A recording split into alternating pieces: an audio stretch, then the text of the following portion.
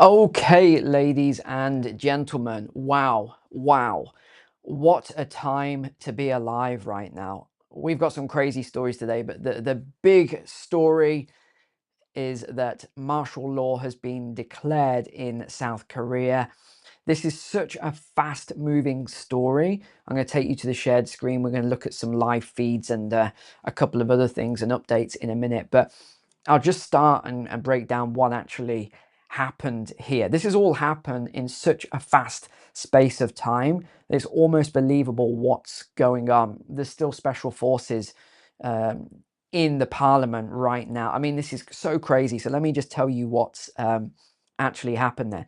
So President Yoon declared martial law for South Korea. By the way, South Korea, a democratic country. This isn't like some, back end country somewhere that declares it and the military comes in. This is it's not a Western country, but it's about as close as in Asia. If you look at South Korea and Singapore.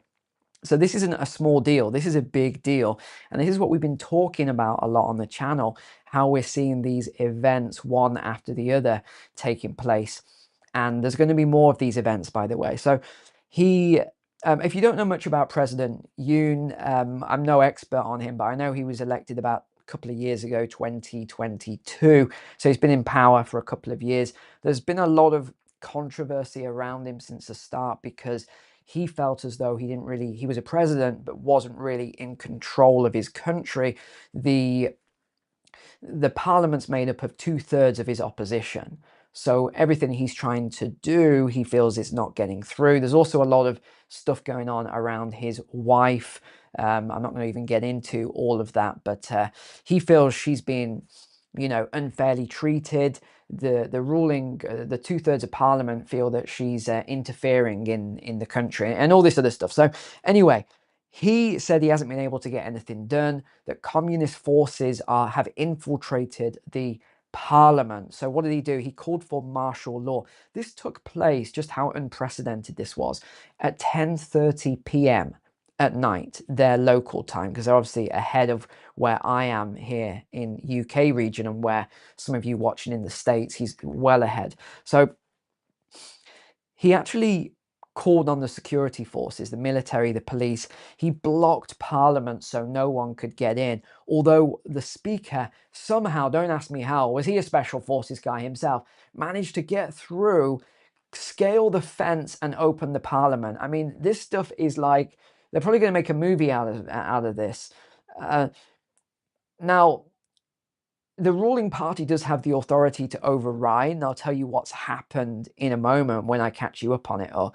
But everybody's confused, the citizens are confused. The president asked the citizens to go to parliament and protest at parliament, which is what's happening. Even the police and the military are bewildered. They're not sure what they are doing. There's clashes with protesters already. And yeah, let me just another thing. What martial law actually means is where the rule comes in under military authority. So it can result in the civil liberties of people as well to be affected for a short time. So he said the reason why as well is because the 2/3 of parliament who control it, he says he doesn't really have control over his own country. They've impeached 18 of his cabinet ministers unfairly, and now he really doesn't have any support, can't really do a lot. They also cut down $4 billion in the budget, and they're trying to destroy and shut down his party. This is what he's saying. I'm just telling you what he's saying. He also said this extreme left-wing government has infiltrated his government and that there's no political activity allowed until he declares it. So what's actually happened? So there's been an update just in the last 30 minutes here. There's now a lot of stuff going on with the security forces. There's no injuries yet, but it's all sort of kicking off. The parliament then, because the speaker got in, they managed to get in. Helicopters landed on the building. I mean, I'm telling you how crazy this is. They went in, they did a vote, they overturned the martial law, but the president is not accepting it. So you've got now this chaos in the country. And I Okay, let me, now I've caught you up on that. Let's go straight to the shared screen here then, studio share. So this is how it started then. This was the martial law, and he called for the public to gather outside the National Assembly. Started off with everything being very normal, but then the police used buses to block the entrance to Parliament. You can see where this is going. You can see where this is going. It's getting worse and worse and worse. Here comes the protesters. Police enforcing martial law start to clash with the protesters. Special forces go inside the National Assembly. Exactly which side they were on, I'm not sure. I'm guessing they were for the current president, but who knows? Absolute chaos inside the National Assembly. It's absolute chaos there. The helicopters come in, they land on the roof, military comes in. Gosh, you can see where this is going. You can see then the Parliament, who again the opposition control 2/3, vote to block this, but the president isn't accepting it. They voted to lift martial law, although you can see from these images here, it is not happening. Here's the, I think these guys, yeah, these are your special forces guys here. What else have we got? The opposition leader scaled the fence. Okay, here's an update then. The Assembly Speaker says the troops are now leaving Parliament. Wow, this is unbelievable. Okay, so the military says the martial law will be maintained. So they are overriding the Parliament then until it's lifted by the president. Wow, wow. I mean, you're seeing this as I'm seeing this latest part of it now. This is just unbelievable. And we've got some scenes here then as well. Not good footage here from AP, but this is crazy what's going on. Okay, looks like they're doing some arrests and things now. Wow, let's just catch up with the feed, see what we've got on the live feed here. Okay, a little bit calmer. Got a lot of streamers here. We'll come back to the feed in a second. Wow, I'm just going to stop and read your comments for a second. What is going on with the world? Yes, it's all kicking off.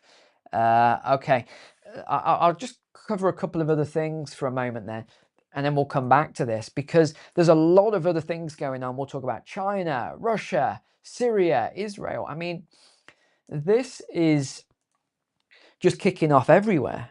It is everywhere at the moment. It's all around the world. This is the chaos period I've been talking about since 2020, and we're still not through it. Remember, the chaos period goes through to about 2030, and that's just another level of, it's not quite chaos, but it's another level of things. It's all within the fourth turning cycle.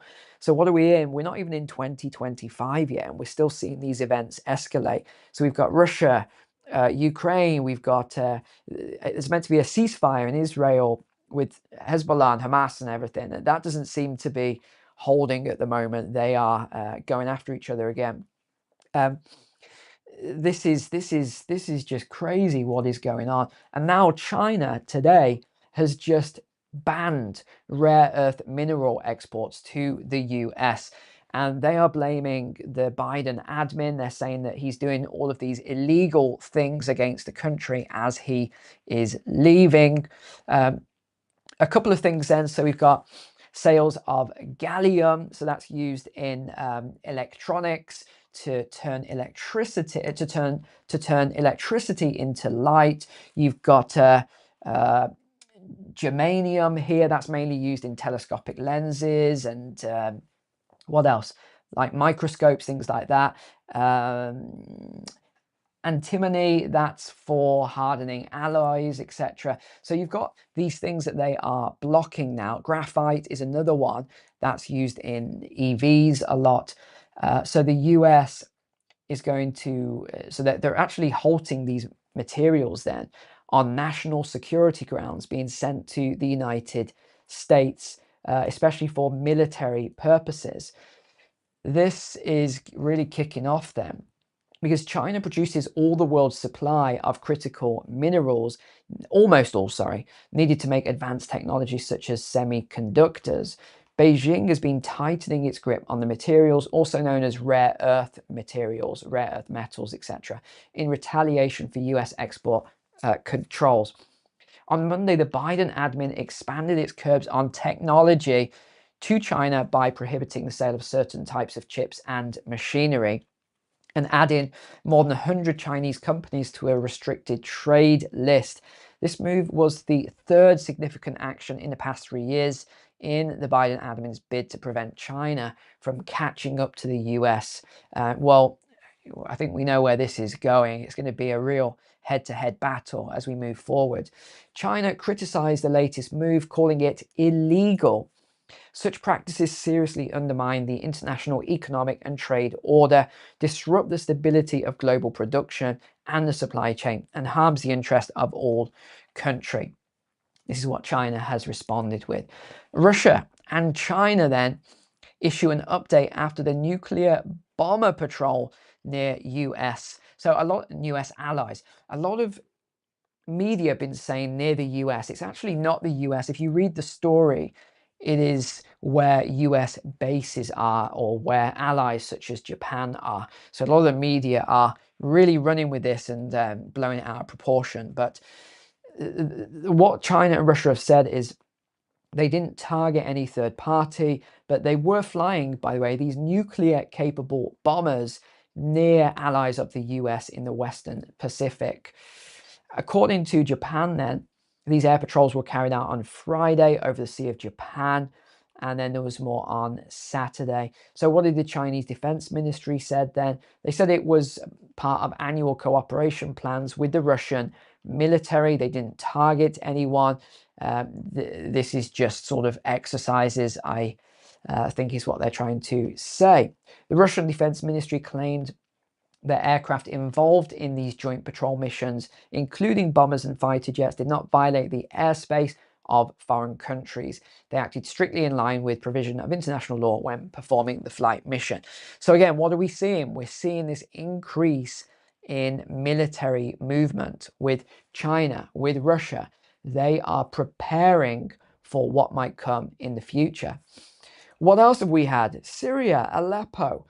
This has been going on for a few days. I haven't covered it because, you know, there's so much going on here. It's a week worth of videos just explaining the situation with the rebels and Assad and, you know, Russia and everybody else. There's a lot, but this is something to be aware of. This is also taking place in Syria. You've got Israel with Hezbollah.